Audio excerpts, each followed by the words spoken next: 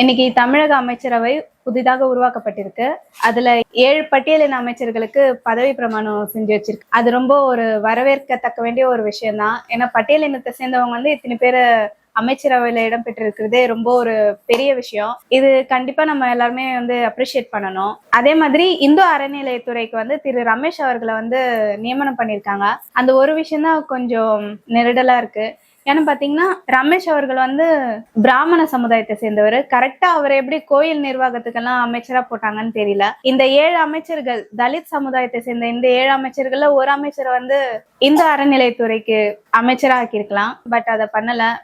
திரு CM Joseph Vijay அவர்களோட ஜோதிடர் maybe இப்படி பண்ணாதீங்க, ரமேஷ் அவர்களே போடுங்க, அப்பதான் கோயில் நிர்வாகம் எல்லாம் கரெக்டா நடக்கும், இல்லைன்னா இவங்க தலித் பட்டியலினத்தை சேர்ந்தவங்க கோயிலுக்குள்ள வந்தாங்கன்னா கோயில் தீட்டாயிடும், சாமியெல்லாம் தீட்டாயிடும்னு அவர் ஜோதிடர் எதனா சொல்லியிருப்பாரு. அதனால மேபி CM சார் இவரே கரெக்டா போட்டிருக்காருன்னு நினைக்கிறேன், தெரியல. தென் இவர் பதவியேற்ற இந்த 10 நாளுக்குள்ள நடந்த சில விஷயங்களை பத்தி தான் அவங்க கிட்ட பேசணும்னு சொல்லி வந்திருக்கேன். போன ஆட்சியில எது நடந்தாலுமே எல்லாத்துக்குமே திமுக தான் காரணம், ஸ்டாலின் சார் தான் காரணம், சட்டம் ஒழுங்கே சரியில்லை, இவங்க என்னதான் ஆட்சி நடத்துறாங்க, எது நடந்தாலுமே திமுக தான் காரணம், திமுக தான் காரணம்னு எல்லாத்துக்குமே திமுக மேலேயே பழைய போட்டுட்டு இருந்தீங்க. ஆனா திரு ஜோசப் விஜய் அவர்கள் புதிதாக பதவி ஏற்றதுல இருந்து இப்ப வரைக்குமே நிறைய கலவரங்கள் எல்லாம் நடந்துட்டு இருக்கு.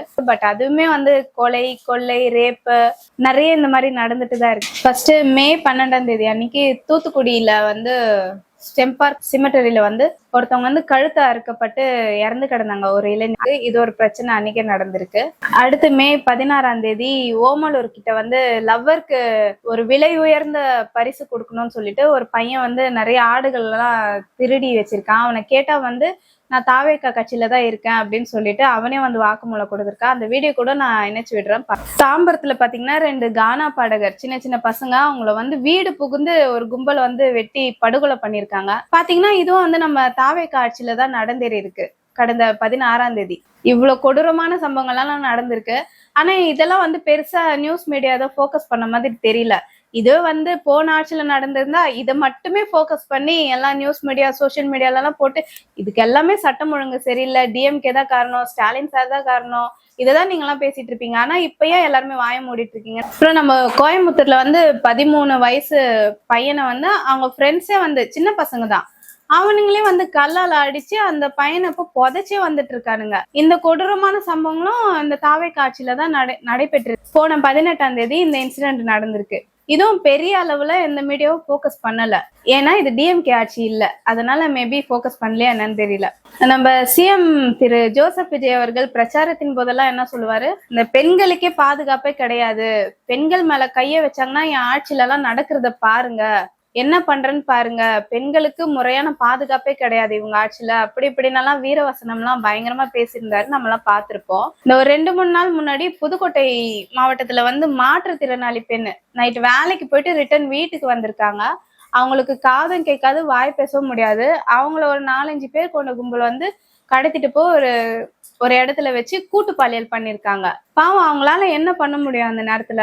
இதெல்லாமே நடந்தேறி இருக்கிறதும் இந்த தாவை காட்சியில தான் நடந்திருக்கு. இந்த இன்சிடென்ட்டையும் பெருசா மீடியாலாம் ஒன்னும் போக்கஸ் பண்ண மாதிரி தெரியல, ஏன்னா இது டிவி காட்சியில, அதனால தெரியலன்னு நினைக்கிறேன். இந்த போன 18ஆம் தேதி கோவில்பட்டியில ஒரு கொடூரமான ஆணவ கொலை ஒண்ணு நடந்திருக்கு. ஆனா இந்த நியூஸ் மீடியாலாம் என்ன சொல்றாங்கன்னா அது ஒரு காதல் விவகாரத்துல நடந்த ஒரு கொலை சம்பவம் அப்படின்ற மாதிரிதான் பேசுறாங்க. ஆனா அது முழுக்க முழுக்க ஒரு ஆணவ படுகொலை தான் அதுக்கு பேர். அந்த லவ் பண்ற பையனை வரவழைச்சு அந்த பொண்ணோட அப்பா கூட 2-3 பேரு அவங்க சொந்தக்காரங்க எல்லாம் சேர்ந்து அந்த பையனை வெட்டியே கொண்டு இருக்காங்க, துரத்தி. ஆனா இதுக்கு பேரு காதல் விவகாரத்துல ஒரு கொலை அப்படின்ற மாதிரி நியூஸ் மீடியா போக்கஸ் பண்றாங்க. ஆனா இது ஒரு ஆணவ படுகொலைன்னு தான் நம்ம சொல்லணும். அதுக்கு அடுத்து பாத்தீங்கன்னா திருச்சி காஜாமலை ஐஜி ஆபீஸ் முன்னாடியே ஒரு பொண்ணு கல்யாணம் பண்ண மறுத்துட்டதுனால அந்த பொண்ணை லவ் பண்ண பையன் அந்த பொண்ணை கல்லாலேயே அடிச்சு கொண்டு இருக்கான். கொடூரமா இருந்துச்சு அந்த வீடியோ எல்லாம், சத்தியமா பார்க்கவும் முடியல, அவ்வளவு கொடூரமான ஒரு காணொலி. அது ஐஜி ஆப்போசிட்லயே அதெல்லாம் நடந்திருக்கு. இது நடந்ததும் நம்ம தாவேக்கா ஆட்சியில தான் நடந்திருக்கு. இதுவே போன ஆட்சியில நடந்திருந்தா சட்டம் ஒழுங்கே சரியில்லை பாருங்க, போலீஸ் ஐஜி ஆபீஸ் ஆப்போசிட்லயே இதெல்லாம் நடந்திருக்கு, என்னதான் பண்ணுது, சட்டம் தூங்குகிறதா, ஸ்டாலின் சார் தூங்குகிறாரா அப்படின்னாலாம் மீம்ஸ் எல்லாம் போட்டு தள்ளியிருப்பீங்க. இப்ப அமைதியா நடந்துட்டு இருக்கு, எல்லாமே அப்படியே அமைதியா. இவ்வளவு இன்சிடென்ட் நான் சொன்னதெல்லாம் நடந்துதான் இருக்கு, இந்த 10 நாளுக்குள்ள நடந்துதான் நான் சொல்லிட்டு இருக்கேன். ஆனா இது அப்படியே சைலண்டா கடந்து போயிட்டு இருக்காங்க மீடியா கூட. அப்புறம் திருநெல்வேலி தியாகராய நகர்ல ஒரு லேடி வேலைக்கு போயிட்டு நைட்டு வீடு திரும்பும் போது 5 வயசு குழந்தை அவங்களோட வீடு திரும்பும் போது ஒரு 2 பேர் வந்து அவங்கள வழி மறைச்சு 2 மர்ம நபர்களால வந்து அவங்கள வெட்டி கொன்னு இருக்காங்க. அந்த 2 பேருமே வந்து அவங்கள அதே இடத்துல அந்த குழந்தை கண்முன்னா வந்து வெட்டி கொன்னு இருக்காங்க. இது நடந்ததும் இப்பதான் ஒரு 2-3 நாளுக்கு முன்னாடி நடந்த இன்சிடென்ட் தான். ஆனா இது எத்தனை பேர் பாத்தீங்க படிச்சீங்கன்னு தெரியல. இப்ப கேட்கலாமா, சட்டம் தூங்குகிறதா, விஜய் சார் தூங்குறாரான்னு சொல்லிட்டு. ஒரு 2-3 நாள் முன்னாடி நினைக்கிறேன், இந்த நியூஸ் ஜேல ஒர்க் பண்ற செய்தியாளரை வந்து வீட்டுக்கு வந்து ஒரு 2-3 பேரு குத்திருக்காங்க, பாட்டில மறைச்சு வச்சிருக்காங்க, உங்ககிட்ட பேசணும் வெளியே வாங்கன்னு சொல்லி கூப்பிட்டுட்டு அவரை வெளியே வர வச்சு மறைச்சிருந்த அந்த பாட்டிலால வந்து அவரை சரமாரியா குத்திருக்காங்க. பயங்கர ரத்த வெள்ளத்துல அவர் வெளியே வந்து, ஆனாலும் அவர் அந்த ஆளுங்களை வந்து பிடிக்க முயற்சி பண்ணி அவனுங்க வந்து தப்பிச்சு போயிட்டானுங்க. மேபி இப்போ மாட்டிருப்பானுங்கன்னு நினைக்கிறேன். இது நடந்து அவனுங்க வந்து கஞ்சா போதையில தான் வந்திருக்கானுங்க. இப்ப கேட்கலாமா, சட்டம் ஒழுங்கு சரியில்லை, தாவேக்கா ஆட்சியில சிஎம் சார் தூங்குகிறாரான்னு சொல்லிட்டு இப்ப கேட்கலாமா. ஈரோடு மாவட்டம் அந்தியூர் அந்த ஊரை சேர்ந்த ஒரு 11th ஸ்டாண்டர்ட் படிக்கிற ஒரு பொண்ணை வந்து பாலியல் தொந்தரவால அவங்க வந்து தற்கொலை பண்ணிருக்காங்க. போன 19ஆம் தேதி நினைக்கிறேன். இந்த நியூஸ் எத்தனை பேர் நீங்க பாத்தீங்கன்னு தெரியல. ரொம்ப குறைவான மீடியாக்கள் மட்டும்தான் இந்த நியூஸ் வந்து போக்கஸ் பண்ணி போட்டிருந்தாங்க. இது ஒரு 11ஆம் வகுப்பு படிக்கிற ஒரு சிறுமியை வந்து ரொம்ப நாளாவே பாலியல் தொல்லை பண்ணிட்டு இருந்தனால அவங்க மைண்ட் டிப்ரெஷன்ல வந்து சூசைட் பண்ணி இறந்திருக்காங்க. இப்போ சிஎம் சார் என்ன பண்றாரு, பெண்கள் மேல கைய வச்சா வெட்ட வேண்டியது கைய இல்ல தலையா அப்படின்ற மாதிரி எல்லாம் வசனம் எல்லாம் பேசிட்டு இருந்தாரு பிரச்சாரத்தின் போது. இப்ப என்ன கேக்குறது அவரை பார்த்து, பெண்களுக்கு பாதுகாப்பு இல்ல, குழந்தைகளுக்கு பாதுகாப்பு இல்ல, 2 வயசு குழந்தைய கூட விட மாட்டாங்க இந்த திமுக தீய சக்தி ஆட்சியில அப்படின்னு சொல்லிட்டு எல்லாம் பேசிட்டு இருந்தாரு. இப்போ 35 வயசு பெரியவங்களையும் விடுறது இல்ல, 80 வயசு பாட்டிய கூட ஒரு 10 நாள் முன்னாடி எவனோ ஒருத்தன் சென்னையில தான் நடந்ததுன்னு நினைக்கிறேன், அவங்கள கூட ஏதோ பாலியல் வன்புறவு பண்ணி அவங்கள கொன்னுட்டதா அந்த நியூஸை வந்து நான் கேள்விப்பட்டேன். சோ 80 வயசு பாட்டியா இருந்தாலும் சரி, 5 வயசு குழந்தையா இருந்தாலும் சரி, 2 வயசு குழந்தையா இருந்தாலும் சரி, இப்போ அவர் எல்லாத்தையும் வந்து ஆட்சிக்கு வந்து அடுத்த நாளே வந்து எல்லாத்தையும் நிப்பாட்டிடுவேன்னு சொன்னாரு. நான் ஆட்சிக்கு வந்த அடுத்த நாள்ல இருந்து பாருங்க யார் பெண்கள் மேல கை வைக்கிறான்னு சொல்லிட்டு எல்லாம் பேசிட்டு இருந்தாரு. ஆனா இப்போ கண்டினியூஸா நிறைய இன்சிடென்ட் நடந்துட்டு தான் இருக்கு. ரேப், செக்ஷுவல் ஹராஸ்மெண்ட் எல்லாம் நடந்துட்டு தான் இருக்கு. சிஎம் சார் தூங்குகிறாரான்னு சொல்லிட்டு கேட்கலாமா.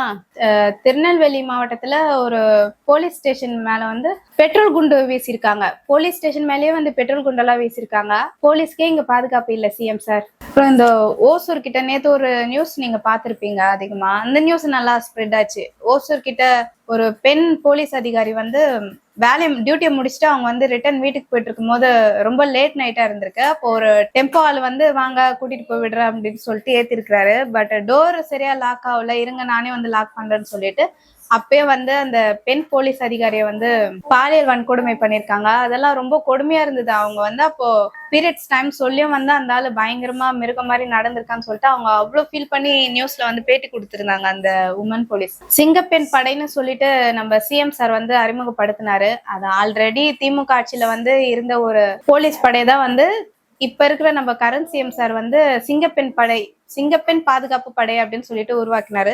அந்த சிங்கப்பெண்ணுக்கே வந்து இங்க பாதுகாப்பு இல்லாம இருக்கு.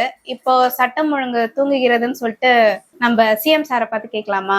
எதுக்கு எடுத்தாலும் வந்து திமுக தான் காரணம், திமுக தான் காரணம்னு சொல்லிட்டு அவங்களே கார்னர் பண்ணி டிவிக்கு வந்து ஆட்சிக்கு வந்துருச்சு. இல்ல நான் சொன்ன இந்த எத்தனை செய்திகளுமே வந்து அதுல முக்காவாசி வந்து கஞ்சா கும்பலால நடந்திருக்கு. இன்னொன்னு பெண்கள் வந்து பாலியல் வன்கொடுமை பண்ணிருக்காங்க, பெண்களுக்கு வந்து நடந்திருக்கு அந்த மாதிரி. அவர் சொன்ன எல்லாமே இப்ப இவராட்சியிலே தான் நடந்துட்டு இருக்கு. சென்னையில கூட அடிக்கடி கரண்ட் கட் ஆகுதுன்னு சொல்லிட்டு கேள்விப்பட்ட ஒரு 2-3 நாளா. இப்ப கேட்கலாமா. உங்க ஆட்சியை பத்தி கேள்வி கேட்டா மட்டும் ஏன் சார் உங்களுக்கு இவ்வளவு கோபம் வருது? நீங்க ஒழுங்கா ஆட்சி நடத்திருந்தீங்கன்னா பெண்கள் பாதுகாப்பு ஒழுங்கா இருந்திருக்கும், சட்டம் ஒழுங்கு சரியா இருந்திருக்கும். கேள்வியா கேக்குறீங்க, நீ வந்தா என்ன செய்வ அதானே கேக்குறீங்க. சட்டம் ஒழுங்கு சரியா இருந்தா ஏன் சார் இப்படி எல்லாம் நடக்குது? என்ன ரங்கா நியாயமா இது?